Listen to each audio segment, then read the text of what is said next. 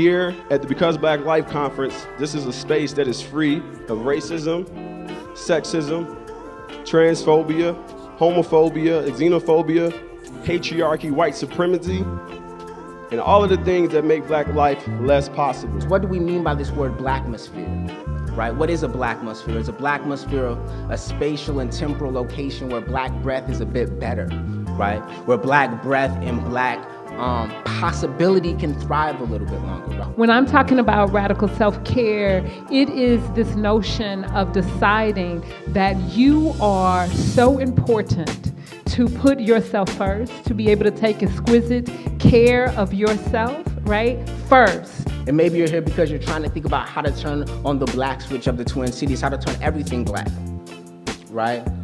Or maybe you're here to just say your name out loud, or a nonprofit organization that you've been dreaming out loud, right? Or maybe you're here to participate in the tedious work of building bridges and thinking about what that requires. For 8 hours, we're here talking about food justice, healthcare, pre-education, police brutality, all of these things that affect our communities. And we're thinking about how do we put imagination into practice and apply that to black life in our communities. She says our ancestors dreamed us up and then bent reality to create us. They had no reason to believe that this was likely, but together they dreamed of freedom and brought us into being. I really enjoyed listening to all of the women talk about self-care because I wasn't expecting that. I didn't expect them to talk about self-care. Usually it's something more, no one spends a lot of time talking about self-care and so many different forms of self-care.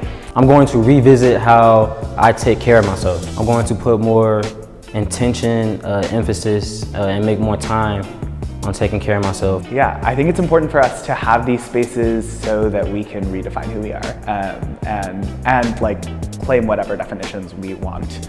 My hope and vision for our future is reaching a point where we don't have to recondition ourselves from self-hate. We don't have to learn to love ourselves. We just do without having to go back and unlearn. That's what I hope for Black Futures, is for us to be able to navigate through all the areas and like not being able to, and not feeling as though we have to be confined to one set way to express our blackness.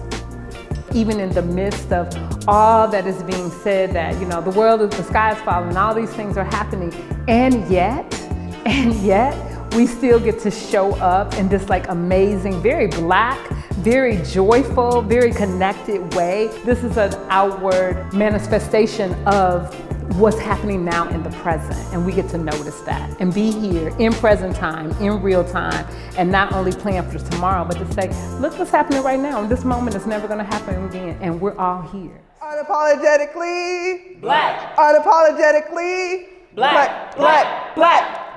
Black.